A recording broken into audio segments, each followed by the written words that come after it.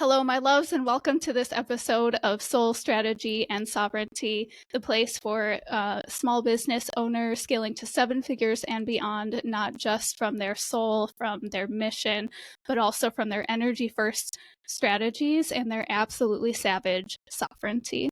Today on the show, we have Tracy Montgomery.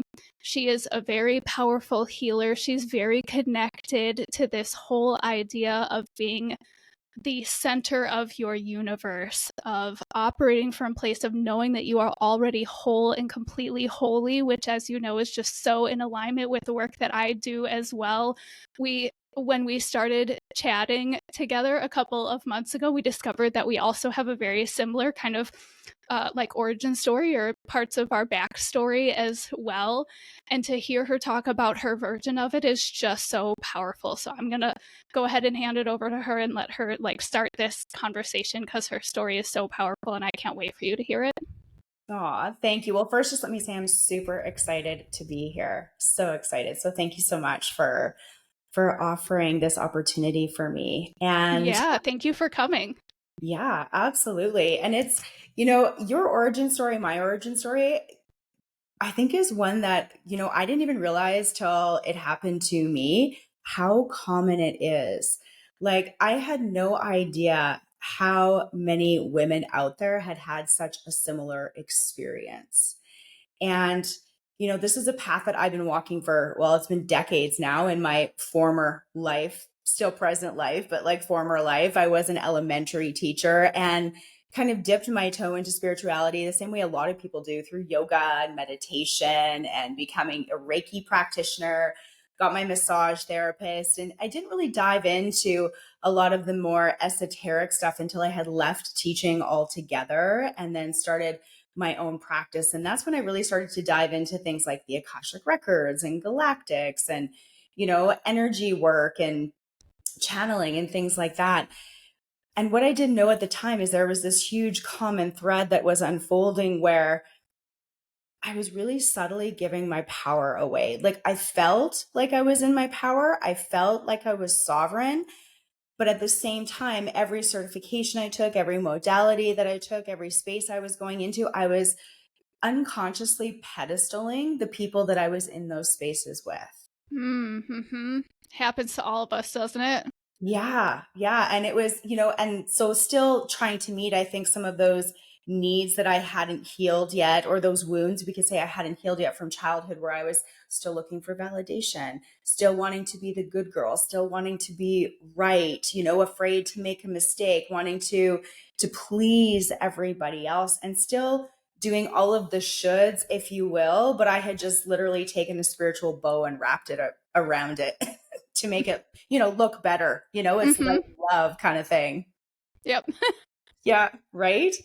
And, so as I got further on in my spiritual journey, I slowly started to chip away at those things, especially as I did more healing in my Akashic records, a lot of Akashic clearing. And I did a lot of ancestral lineage work, generational, pattern healing, subconscious imprinting, things like that. And through that process, every time I did that, I brought back one more piece of myself. I brought back one more piece of myself. And I got a little braver and a little bit more courageous from the vantage point of maybe that's not the way it is, or starting to question things, starting to have more curiosity, starting to have more inquiry, and having those conversations with myself where it was like, well, just because you said it so doesn't necessarily make it so, or it's not necessarily my truth. And I really kind of stepped into this role as a truth seeker. Mm-hmm. And especially when the world shut down. I don't know about you, but when the world shut down, then it was this new opportunity for me in a way, even though, we were being disconnected in a lot of different ways. We weren't seeing people. It disconnected me from a lot of the places that I was already giving my power away. And that's when things really started to shift, because I started to uncover more of my own truths. And because I had less like noise and distortion and distraction in my field, I was actually able to see what was really true for me, if that makes sense. Mm-hmm. Mm-hmm. Yeah, I think that happened for so many people. Like, I'm not going to say that having everything shut down was the greatest thing that ever happened, but Yeah. I do think that it did the same thing for a lot of people, and it really brought people into a greater awareness of themselves, of Mhm. their truths, and also I think of their like greater desires, right? And like knowing what makes sense and what doesn't. And I think it's been really great actually to see so many people still kind of like coming out of their shell in a way from Mhm. that era of like, but yeah, but I don't actually need to do that. It doesn't actually have to be that way. And really seeing that old paradigms worked while they worked for the people they worked for, not necessarily true for everybody or new or for this new age new paradigm. Yeah, absolutely. And so from that, it all kind of came to a head. There was this one specific group that I had gone to many, many retreats with many times, even before the world shut down. And there was something about it that drew me in. And I think it was that there was there was like an esoteric feel to it that I couldn't find anywhere else. There Mm-hmm. was an experience that I couldn't find anywhere else that I was having there, and it was blowing my mind. And it was one of those things where unless somebody was actually there, there was no way you could have a conversation about it because anybody else would look at you like you were just freaking nuts. You know what I mean? Uh-huh. I do. So I kept going back, but when the world shut down and that stopped, and then things started to shift, when I went back, it was no longer the same experience for me. Even though everything else was the same, I was going, but I was no longer lit up by it. It was almost like I was just, like I was definitely disconnected, but it was almost like I was also just bored, if that makes Mm. sense. Like I was like, Mm-hmm. oh, like it's just not for me anymore. And one of the interesting things that happened is because I was no longer participating in the same way that I used to, people were starting to question me. Like I was getting questions like, oh, like, is there something wrong because you're not, participating the way you normally do? Or maybe you need to step in and start participating. Otherwise, all the time that you spend here will be for nothing because you wouldn't have healed anything. And there was these really interesting comments and projections that started to come towards me. And one of the things I had deeply unplugged from was the paradigm of sacrifice and servitude. I no longer believed that I had to show up at that retreat and suffer in some way. I didn't Mm-hmm. have to go into fucking hours of crying and having a dark night of the soul. I didn't have to have physical pain and be writhing on the floor. I didn't have to do any of those kind of things anymore. And Mm-hmm. everybody else was looking at me like, what do you mean? You know what I mean? Like this is how we heal. This is how we do the work. And I was kind of sitting more in the question of, I think that there's a better fucking way here. Oops, sorry. Yeah. Yeah. No, no, go ahead and say it. Okay. Yeah, no, absolutely. It's so true. And I feel like what happens as we start to come into some of these groups where we're um initially feeling like, okay, well, everyone else is kind of like farther along in their journey or they're higher up than I am, right? That pedestal mentality. But then for those of us that are coded the way that we are, right? Like we take the healing experience, every part and parcel of it, including that like hierarchy paradigm. And when we go deeper within and and don't separate it from ourselves, right? Like we have a true sense of integration. How does what I have experienced here fully integrate with my truth and Yeah. who I really desire to become? We kind of collapse that. We collapse that experience and we collapse that timeline and we go, okay, I Yep. figured that out. I'm moving on now, right? And we escape this idea that we have to keep healing, keep healing, and we come into the recognition like actually the point of the healing was to do the integrating so I could be happy. So why is everyone questioning the fact that I'm happy now? Like that is so it's so common, like you said, in this spiritual spaces, and yet so doesn't make any sense. Yeah. And like I had been on that journey at that point, I had been on that journey for a while because it was, about a year before the straw that broke the camel's back. I had gone to a huge marketing conference in the States, and I went with a group of all women, but also they all had their own healing business in some way. And at that time, I had very largely identified myself as a healer. So people were coming to me for healing sessions, for doing the dark night of the soul work, right? And I was doing it through Akashic records and through energy work and through subconscious imprinting, all these different things. But what had happened when I went to that specific conference is it was like day 2. We were sitting there having lunch, and it was all of these, inspirational speakers and business strategies and all of these things. And I literally looked at the women I was with, and like, have you ever had that moment where something falls out of your mouth and you're like, did I actually say that out loud? Yep, a few times. There was no forethought. There was no internal dialogue before. It literally just fell out of my mouth. And I looked at them and I said, I don't want to be a healer anymore. And they were all like, what? Like, what? What are you talking about? And one of them said, she's like, well, what does that even mean? And I was like, I have no freaking clue. Like, it literally just fell out of my mouth. And I was as stunned as they were. Like, I was like, was that deja vu? Did that just happen? Like, what just happened kind of thing, right? Mm-hmm. And that was what started the whole unraveling, and a big piece for me. And, I still do healing work with all of my clients now. We do shadow integration work. I do it in a much different way. We heal as we go. We still do the work, but it's so different because back when I was identifying myself as a healer, it very much was rooted in that 3D paradigm that healing was about sacrifice and servitude and suffering. And Mm-hmm. I was freaking exhausted Mm-hmm. from not only doing my own work, but from holding everybody else in that kind of work too. Mm-hmm. And that's when I really started to shift the energy and started to plug into a new paradigm that I don't think it's meant to be this way. Like, this is a lie that we bought and sold, that we can trace back through religions, we can trace back through government, we can trace back through lineages, we can trace back through all of these different things. But just because it may have been that way in the past doesn't mean it has to be that way now. Mm-hmm. Absolutely. Absolutely. Yep. Right? Mm-hmm. So fast forward back, because I kind of went back in time a bit, but fast forward back. So I went to that retreat, didn't really feel like it was in alignment, had the experience, and just said, I don't think I'm going to go to these anymore. And it was fine.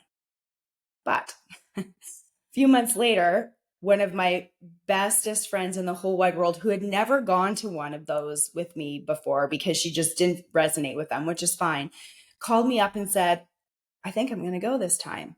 And I was like, really? You're going to go? Really? Like, really?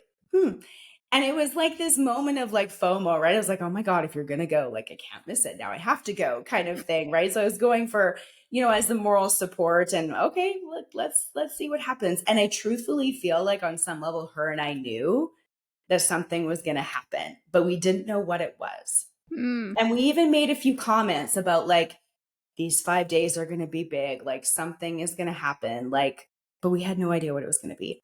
Mm-hmm. Inside that retreat, I had a conversation with the facilitator that basically turned into, well, a public stoning / shaming towards me, if you want to. Oh dear. And long story short, I left that experience completely traumatized. Oh. I felt publicly humiliated, shamed, persecuted, ostracized, attacked energetically, like everything. And it left me in a spiral for a few days of really just questioning myself and almost on the edge of thinking that it was all my fault. Like, Mm-hmm. totally taking on all of the blame, all of the responsibility, everything. Mm-hmm. And lucky for me, I have amazing people that I can go to when I need help that supported me to work through it, because it was months. It took months for me to come back to myself. And truthfully, there are still things that pop up now and then, even now today, that I still have to work through, especially in terms of coming together with people in a group in person.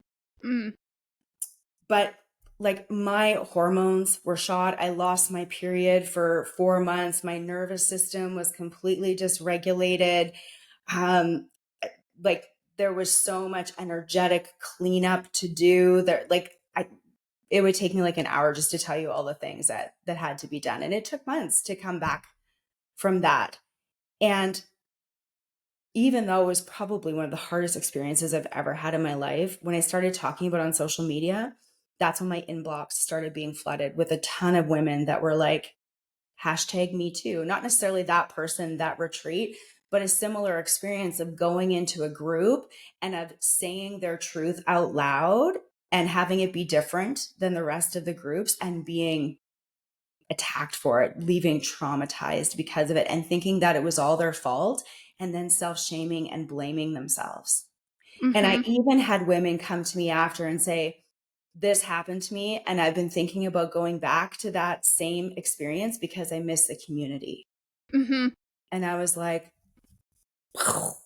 Yeah. what? Like, I get it. And what? Right? Yeah. All at the Yeah. same time. Mm-hmm. Right.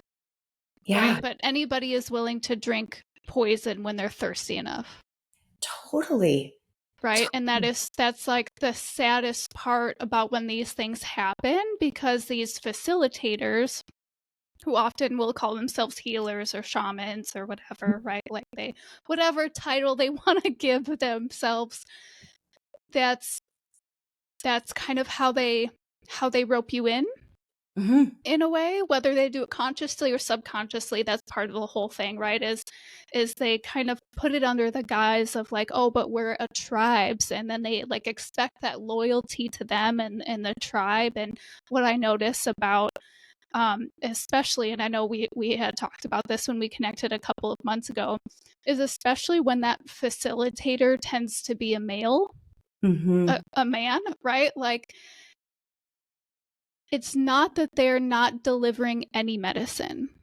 And it's not that they're not bringing people together. They're actually really good at that part, because they're Hmm. really good at being charismatic, and they're really good at speaking to the ego part of like what you're going to get out of it and making it feel spiritual in nature. Yeah. Right. But then, because we are all tribal in nature, it's coded in our genes, right? It's ancestral, like that we have that need for belonging and the need for tribe and the need for connection, that even after we know that it's not right for us, we don't know where else we're going to find our tribe. Hmm. So then we come to this place of like, well, so what do? We just sit on an island Yeah, and wait for it to happen, you know? totally. Yeah. Um, but I And love the way that when I spoke with you, you talked so powerfully about how all of these experiences led you to that point, and knowing that you don't actually have to then just go sit on an island. Now you actually have the opportunity to create the kind of tribe and community that makes sense for you and for the people that are meant for your medicine. yeah, and I totally agree with you when it comes to community. Like, I lost a really good handful of friends because of that experience. Mm-hmm. Some of them I've never even talked to since that actually happened, which is super sad. And so even though, like, yes, there was things that had to fall away, I had to unplug from that group, from that tribe, from that community. And I do talk about it openly and in public because I think it's something that it's a conversation that's not had enough. Mm-hmm. Right. And we have, especially as women, this really interesting energetic that is still very much alive, where we are often in competition with our other women. And we feel as though we have to protect ourselves from other women because of our past experiences. And, when I was playing with this idea and kind of tracking into it, what I also found is super interesting is that if we look at the facilitator in a male role, women see it differently. And of course, this is a generalization. So I'm not saying every single woman, but I find that a lot of women see it differently and that they think it's cool, maybe is the right word. Like, they're Mm-hmm. attracted to the fact that it might be a male facilitator, because there's this aspect of them that maybe isn't getting their needs fulfilled in a relationship with men in their life. And it doesn't even necessarily have to be romantic, right? It can be with your dad, it can be with your brother, it can be with a platonic friend, but there's something that's really appealing about the fact that it's the opposite sex. Mm-hmm. Yeah, yeah. I have noticed that same reaction a lot. And I think what I've noticed seems to be a big part of it is that not just from previous relationships that women have had with other men in their lives before, I think Mhm. it's also the greater generalization of women who would um, this is going to sound worse than I mean it to, but when they go into spirituality and esotericism, one of the first things one of the first kind of stories that they start to embark upon, I guess if you want to say it that way, is Mhm. that like we can just blame the patriarchy for everything. Mm, Right. And so it's mhm. this, I think also this sense of like men have kind of fucked up the world in a lot of ways. And so when they see a man who is facilitating spirituality, we get this sense of like, well, there's hope for men in a greater, more awakened sense Yeah. that they feel more drawn to. Like, oh, here's a man I can feel safe with. Here's a man I don't have to report to. Here's a man who can show me the way, right? Like, I think there's a lot of women, especially when they're in those earlier stages of still not having that sense of actually we're not all on a pedestal, we're all equal, Yeah. right? Like I'm still searching within myself, but I don't need to find it outside of myself, kind of thing, like finding the Mhm. truth and what's in resonance with your own truth, kind of thing. It's like I think there's very much non-consciously this decision that we're going to put the man in the man's role of like leading the woman to something that she hasn't been to yet, or something she couldn't maybe get to on her own, Mhm. right? And like those of us, which we now know are quite many, Mhm. right, that have Mhm. had these experiences and come around to these truths, we're like, actually that's a crock of shit. Yeah. Yeah. Actually, that's not true at all. Actually, that's like a man parading around as a spiritual man with a really big ego who hasn't been able to integrate with his own truths and doesn't know how to truly be safe in the ways that we really need him to, right? And like the real guidance is actually coming from me and my ability to have that level of discernment of like, okay, you maybe you did put these things together and that got me so far, but now it doesn't make sense anymore. What you're doing and what I believe are no longer on the same frequency. Yeah, absolutely. And I think regardless of, whether the facilitator, whatever gender they are, like some of the things that I really look for now, and it doesn't matter if it's that I'm looking for a spiritual mentor, I'm looking for a business coach, I'm looking for some kind of community, is I'm looking to see how this person really holds people's truths. Because Mm-hmm. what I have learned and how I lead is that all truths are valid, right? Mm-hmm. Like my truth and your truth may not be the same truth, but it doesn't mean that there is a rightness and a wrongness. It's just, Absolutely. right? That's what's true for you and that's what's true for me. So if I can go into a relationship or a community or a group and listen to the guidance and take the keys and the codes that I need and the ones that resonate for me and still be able to speak my truth in a safe space, those are the spaces that are for me. But Mm-hmm. as soon as a facilitator is, ostracizing, rejecting anybody else's truth for them, that's a red flag for me. And there is a difference between not accepting someone's truth or asking them to conform to one way of thinking versus shining a blind spot on something that someone might not be seeing in the moment. Mm-hmm. Yeah, They're two very different absolutely. situations. Absolutely. Mm-hmm. Yeah, Yeah. and you're right. It doesn't matter whether it's a male or a female. It is I and as you're saying this, what's coming up for me very much is like when we look at the universal truth, right? Like Hmm. the universal truth that we are all creator expressing itself as us, right? And so inherently, we're all going to want to do things our own way. We're all going to have our own unique paths and ways of getting from point A to point B. and all of those things. And it is all true and it is all beautiful because it's all an expression of how Creator designed us to express itself through us and as us, right? Yeah. Like, even when you look outside, right? Like we see so many different forms of nature, and you would never look at like a beautiful little chamomile flower and be like, well, you're supposed to be in an oak tree. Yeah. Like, Really. that's ridiculous. Like, no one would ever do that.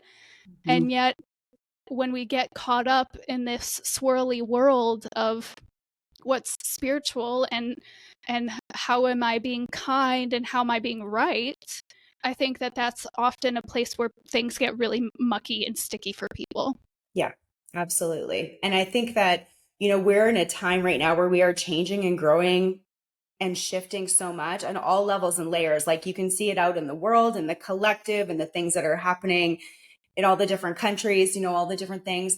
Macrocosm is always to the microcosm, right? And so if those are the things that are happening out there, then it's also going to be happening for me and through me in some way, shape, or form as an opportunity to continue to evolve and grow. And for me, it's really, I know there's a lot of conversation in the spiritual world right now about becoming. Who are you becoming?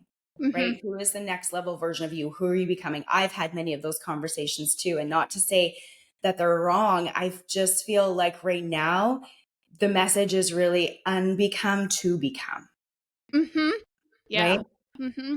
And It's that's a really lot. funny you say that because I just took a hike.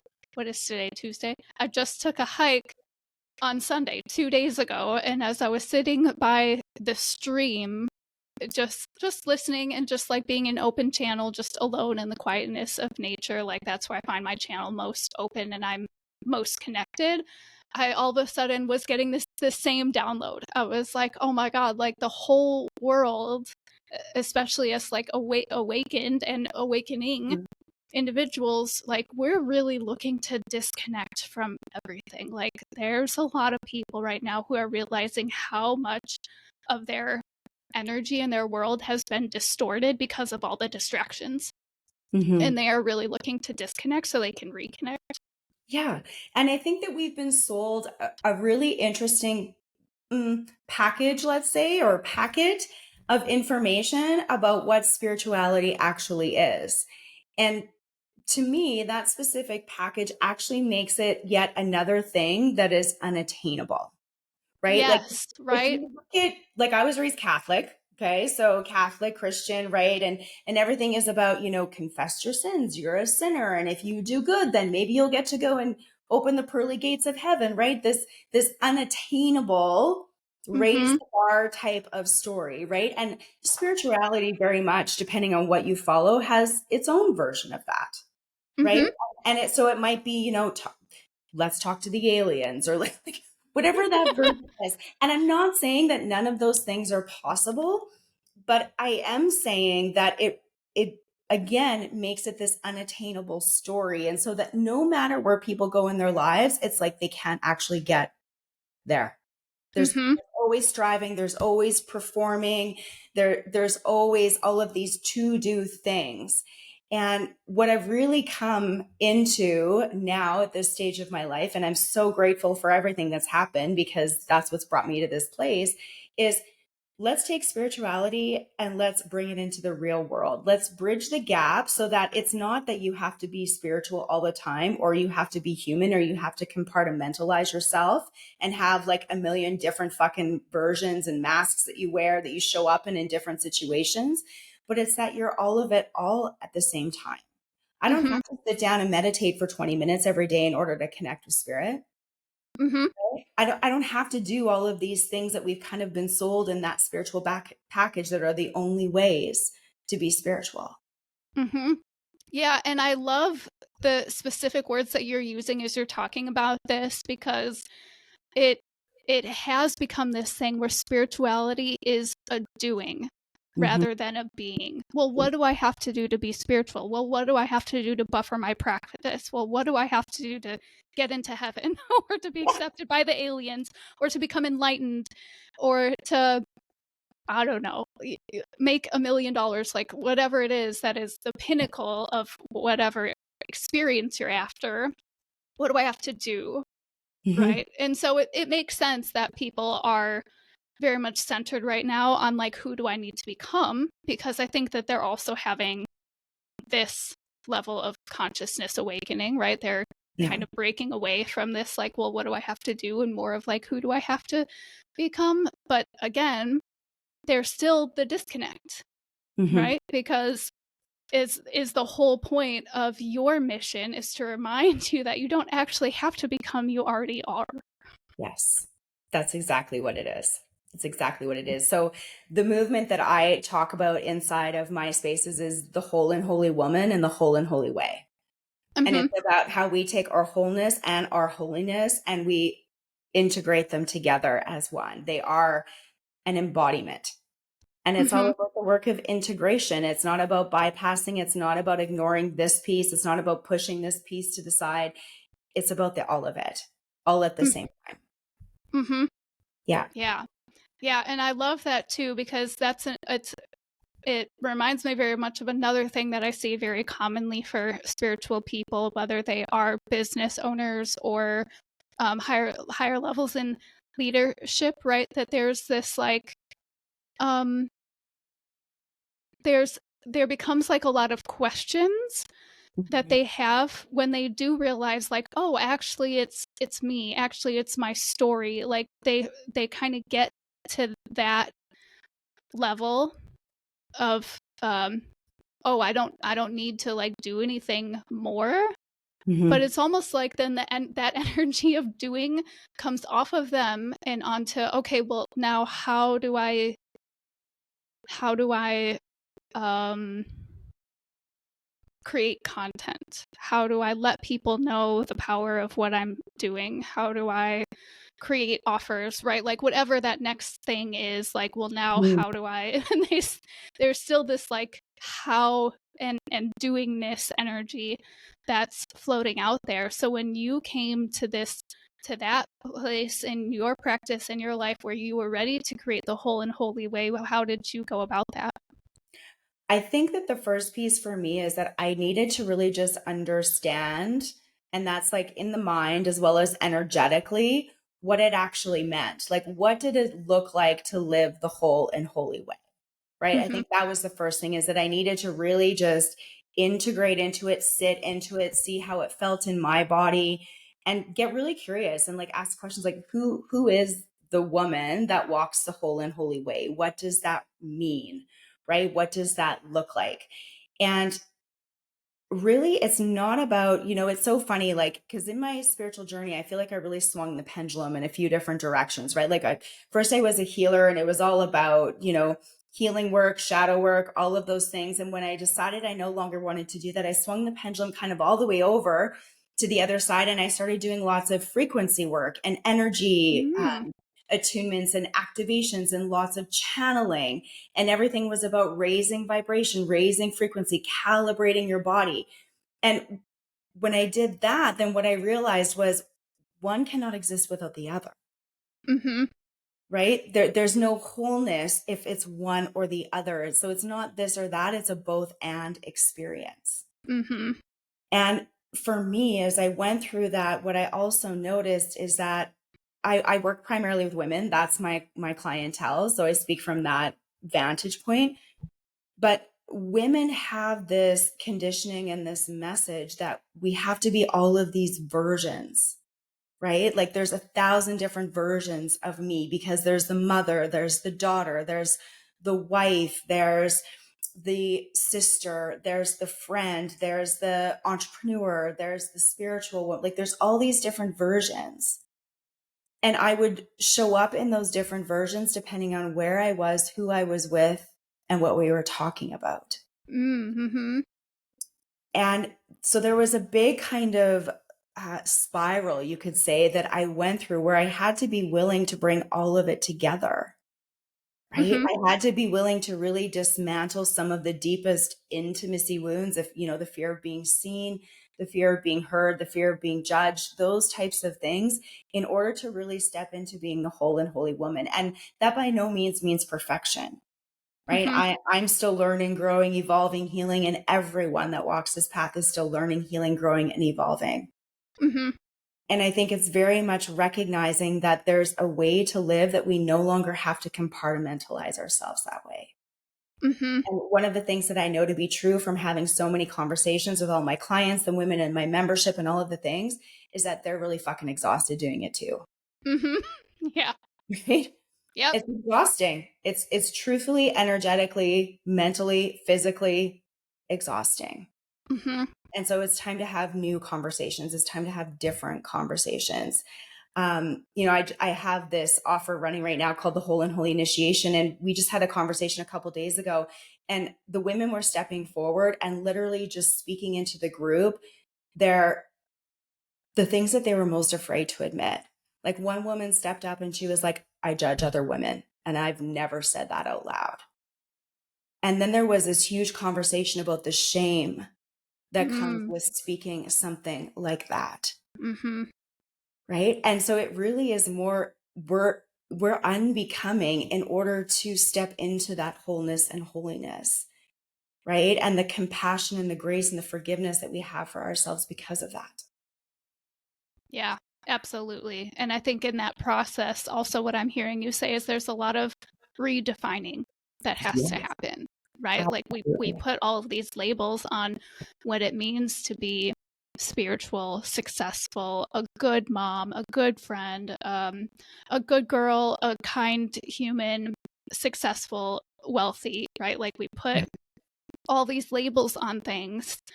And when we want to wear the label, we put those parts of our identity and our beingness in that box. Yeah. And we don't ever let it come out of that box, right? And so a big part of this practice is being brave enough to take ourselves out of the boxes that we put ourselves in. Absolutely. And creating not only a new relationship with ourselves, with how we see ourselves, but also a new relationship with other women. Like Mm-hmm. there is something so potent about what happens when two or more gather. And, I don't know about you, but I want to be inside spaces where I can be celebrated, I can share without fear of judgment, but I can also be held when I am in moments that maybe I'm not the most proud of or that are bringing up shame or that I feel guilty about, and be held in those spaces and know that it's safe enough to actually speak it out loud. Mm-hmm. Yeah. Yeah. And I love that you just put words to that, because that's another thing that I've been feeling very much from the collective lately is not just that they're so exhausted from having to only be parts of themselves when they're in certain environments and around certain people, but part of what makes that so heavy is that in each of those spaces with each of those people, they are the ones holding it. They're Hmm. holding the box they put themselves in. They're Yeah. holding that identity. They're holding their truths in, and they're holding the expectations and the perceptions and the energy of the other person. Yes. They're there to like constantly hold space, whether they're at work or at home, with their partner, with their kids, with their friends, with their loved ones. And like they're constantly in a space where they're holding. And by having these spaces that are truly spiritual in nature and truly safe to be in, and true sisterhoods in the greatest sense that we could create that for each other, it's not just that I'm holding for you when you need it, but also I get to be held as well. Absolutely. Absolutely. Because most women are having the experience, just like you said, where they're this, they're this, they're this, they're this, they're holding and holding. And who's holding them? Right. Who heals the healer? That's right. Who holds the holder? Yeah. Who nurtures the nurturer? All of the things. Right. Mm-hmm. And Yep. I've always been one that's firmly believed that if you want to change the world, it starts in your own backyard. Mm-hmm. It starts with your own inner work. It starts with your own change. It starts with your own transformation Mm-hmm. that then creates this ripple effect that will always reach farther than any of us could ever just imagine logically in our minds. Right. Mm-hmm. And so for every woman that steps into her holiness and for every woman that steps into her wholeness, there is a ripple effect that gets created by that. And Mm-hmm. it gives permission for someone else to do the same. Mm-hmm. Yeah. And what is so powerful and so beautiful about that ripple effect is it happens without us even really doing anything. Yeah. We don't have to try to create that ripple effect. It just happens through Yeah. the frequency. Yeah. Absolutely. It does. I love how you said that. And I think when we have these moments, I feel like that's very much a culmination moment, right? It's like, Mhm. oh my God, I've been holding, and trying, and doing, and sacrificing all the way through, right? And all of these things. And then when you have this culmination moment and you start to all of a sudden, out of nowhere, people are like, oh my God, you're such an inspiration. I did exactly what you talked about in that post, and I can't even believe how powerful it was. And like, out of nowhere, these things are happening that like you didn't even try to make happen. Yeah. Like, wow, yeah, that was my beingness all along. I didn't actually have to do any of that. Right. But that's also the result of everything that had happened up until that culmination point, right? Because Mm-hmm. I think that one of the pieces around spirituality too is people say, well, just be, just be it. Just be it. Yeah, And there's that is some true. people that are like, I don't What even does know that what that mean? means, right? What do you mean just be it? Like I'm just supposed to sit here Mm-hmm. and be, and like there is doing is such a funny word because, in order, for example, to complete the cycle of healing, what's often required is a different choice Mm-hmm. or an Yep. action or some kind of step forward that is then going to ignite and solidify the healing work that you just did. So what I mean by that is, if a client comes to me and they want to do a session on a relationship between them and their significant other, and what comes out of that is they realize that they've been really doing everything for that person. They're never saying no. They're not putting themselves first. And so we can clear away the energetics around that. We can clear cords, contracts. We can look in Akashics. We can look at if there's, some intimacy wounds of unworthiness that are at play there. We can do all of that work.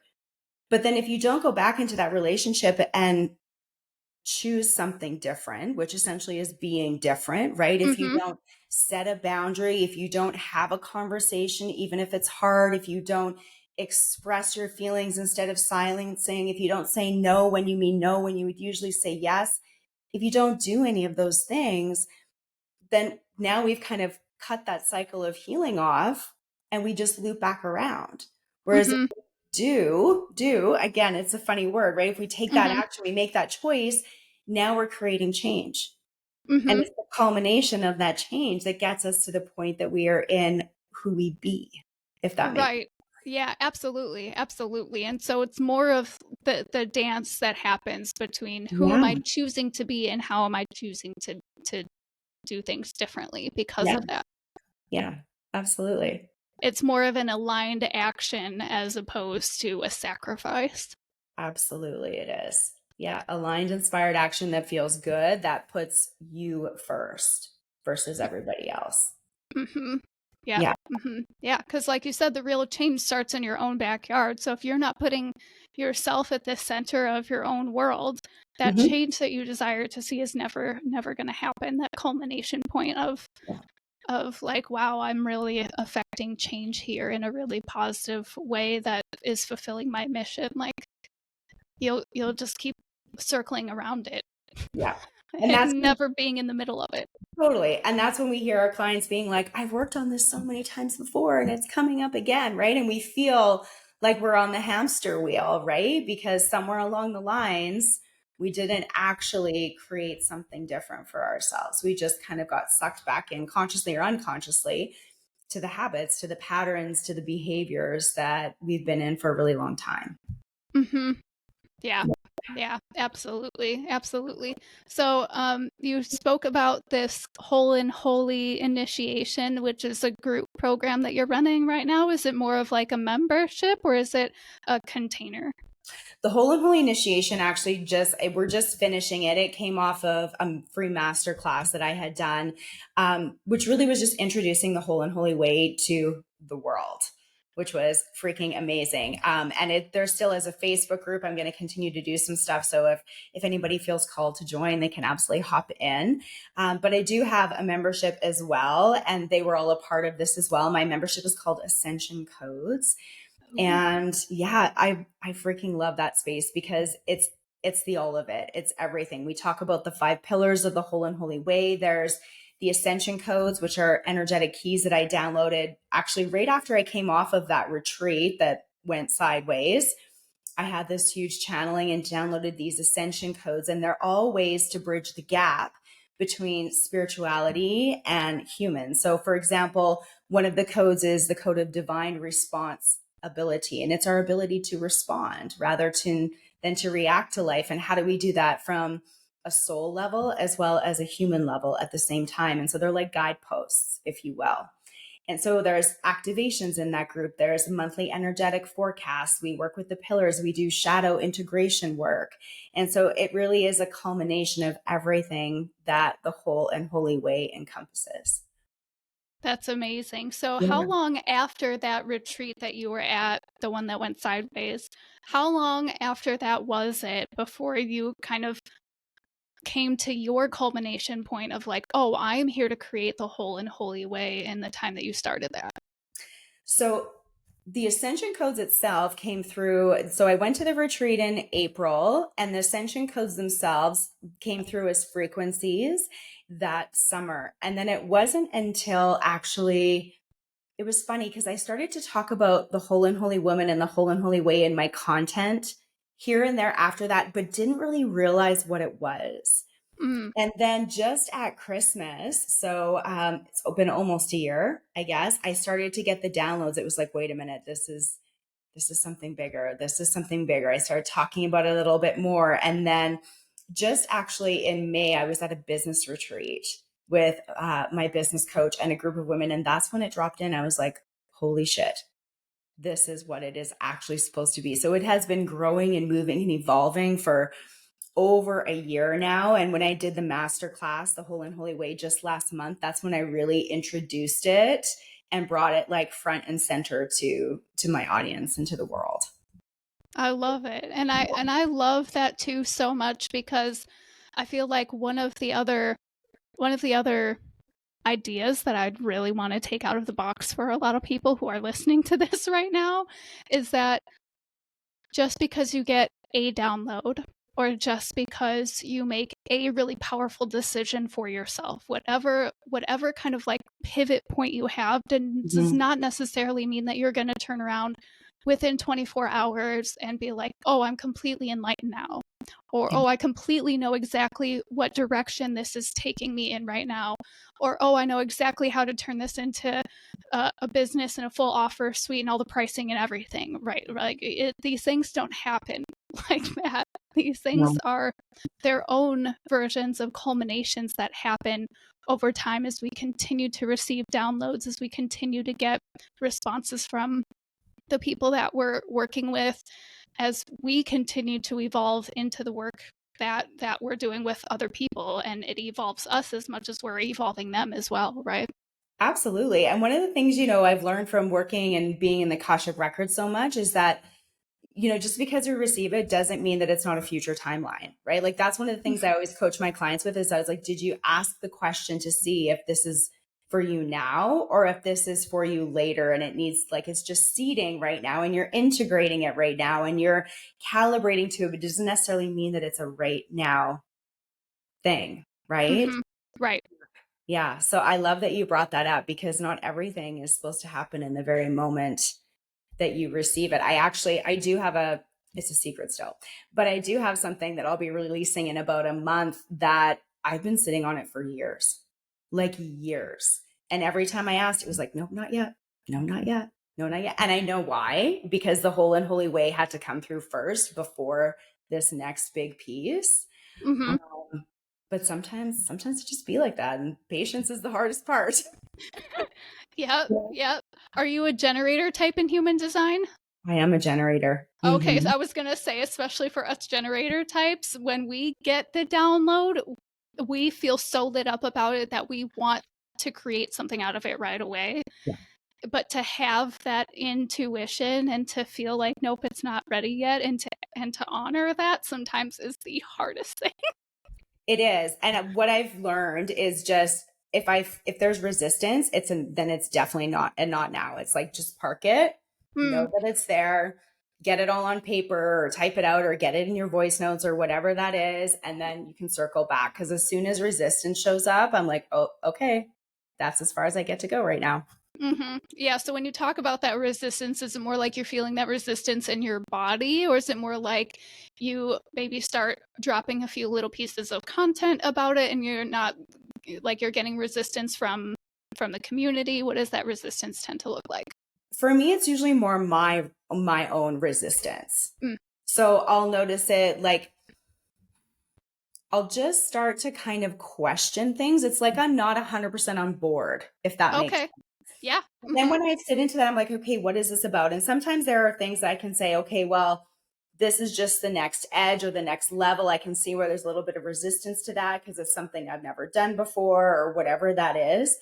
But I'll also just feel like that little bit, it's like, it's just almost a pushback in my chest almost, right? It's like I want to lean forward, but it's going, no, not yet, you know, and it's like a little bit of the pendulum swing in a way. But usually and it'll come through in the mind too. Like I'll start to have questions that I almost kind of like get stuck on. And we can often in the business world, we'll call those like, you know, just our blocks, right? It's like, well, you're self-sabotaging yourself, right?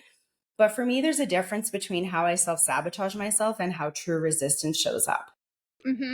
Right. Because I know my patterns of self-sabotage, which is that I wait till the last minute to probably do almost everything. Like I have those pinpointed. I know them very, very well after studying myself.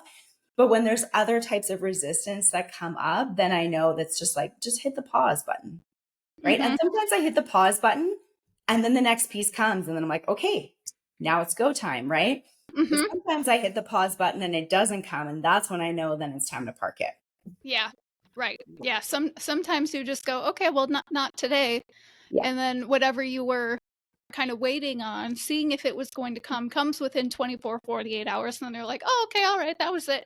Okay, now we can move forward. And then, yeah, exactly. Sometimes it's like, you know, you kind of noodle on it and sit with it and meditate with it a little bit. And then like that piece just still doesn't feel like it's fully in here somewhere. And then you're like, all right, well, if I can't find it, I guess it's not downloaded yet. It's not ready yet. Yeah. And like, I find for me, like, I never sit and meditate on anything. Like, for me, it always feels like as soon as I do that, I'm trying to force something to come through, which is interesting. Like, that's also a reason why I stopped doing like 1 hour Zoom sessions, like over a year ago, is because people would come with a block, but then we only have an hour, right? So it's like we're trying to pressure, do the thing, force the thing, get the result, get the outcome, right?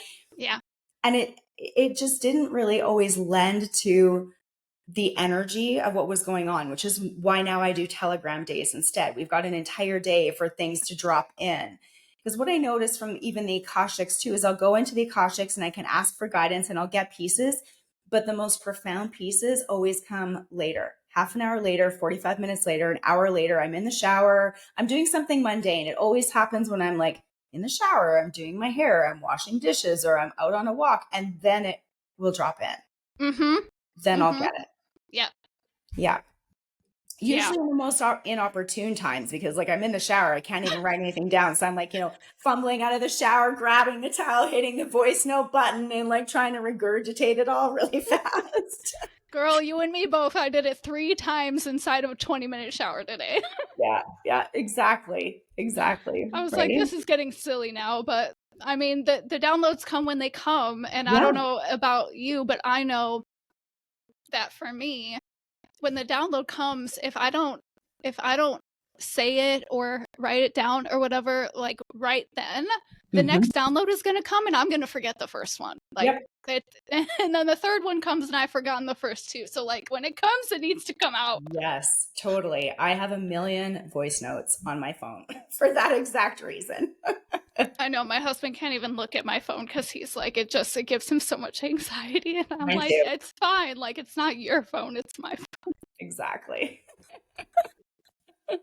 Yeah, totally. Which is such a man thing, right? To like not have everything fit in like this cute little box. And I'm like, I'm multi-dimensional. Leave me alone. Oh yeah, my husband's like the 0 inbox dude. Yeah, So my husband is the same way. He's yeah, like, if it's in there, it means it's a to do. And that stresses me out to think that I haven't done something yet. And I'm like, or it just means that it can sit there and it can wait and no one's going to die. yeah. And when I'm supposed to be there, I will get there. Yeah. Yeah. Right. Right. I can see the notification in my email and on my calendar and leave them both there until it's completely, and then I'll move it. Yep. Exactly. Exactly. It's so funny how we all work a little bit differently. Mm-hmm. Yeah. It's also super fascinating too. Yeah, and to see even like how downloads and intuition, how that moves through everybody a little Yeah. differently, and how we all just kind of work through our own Yeah. process of everything that we do, but especially in the kind of work that you do where you're working with people who are really circling back to themselves and really Mhm. finding their wholeness. it, I see it, some people are just, that's when it becomes clear that some people are like so visual and some people are so feeling and some people Yeah. are so, like we're all just kind of like guided and expressed in these very different ways. Yeah. And the beauty about it, I think, and like I've really seen this over in the initiation the last little while, as such a reminder is that, and this is one of the reasons why almost everything I do is a group offer, is because when we have people that take their seat at the table inside of a group,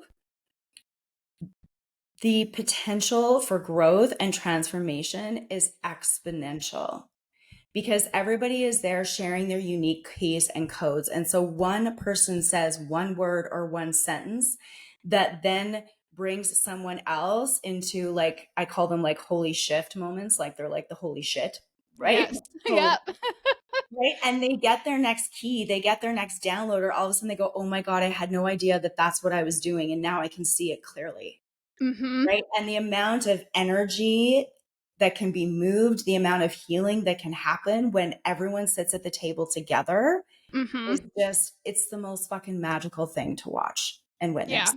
Mm-hmm. It absolutely is. And it's Yeah. so, like, as the hostess, it's so humbling. Mm-hmm. It truly It's is. so humbling to sit there in the gravity and the greatness of all of that energy that is like swirling around again without you really even having to try. Like, Yeah. you just invited people into the space and all these wonderful magical people come in, and then it just kind of unfolds like that Yeah. without really a ton of prompting.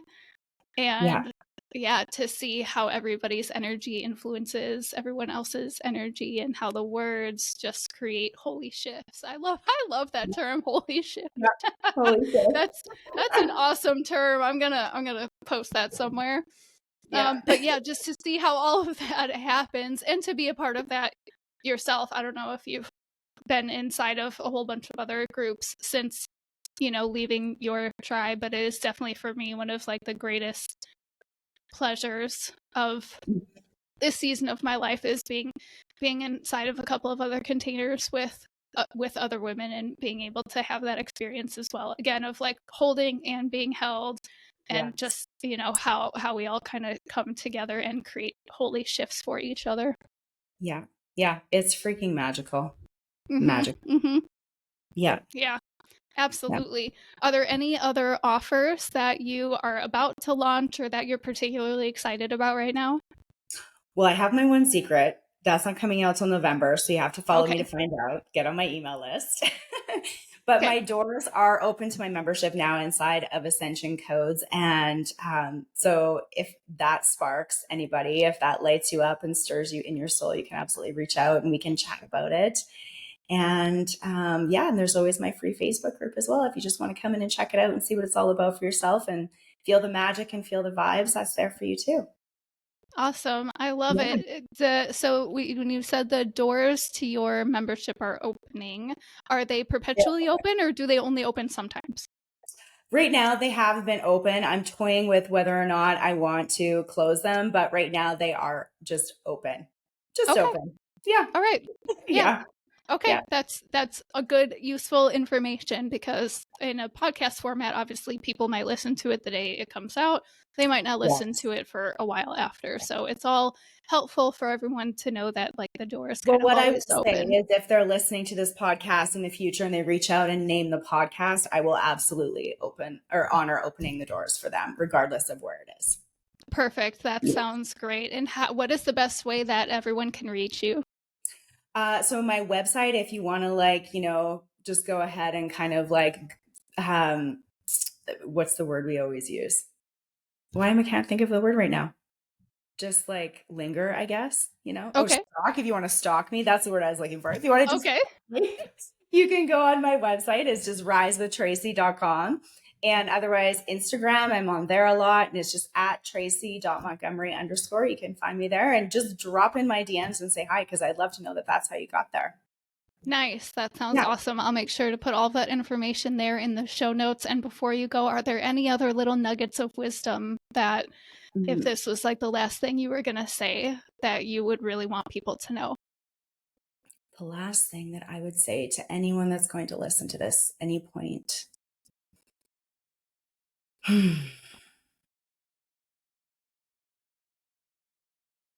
I think the last thing that I would want to share, I know we've talked a lot about, being whole and being holy, and I absolutely believe that that is true for everyone. And I think that the last piece of gold that I would just want to share is just to follow your truth. Regardless of whether it is anybody else's, following your truth will never lead you astray. I Yeah. love that so much. That's beautiful. Yeah. Awesome. Thank you so much for being on the podcast today, Tracy. We really appreciate your presence and your wisdom. Yeah. Thank you for having me. It was so fun. Yeah, absolutely. We will see you soon, I'm sure. Sounds good. Bye. Bye.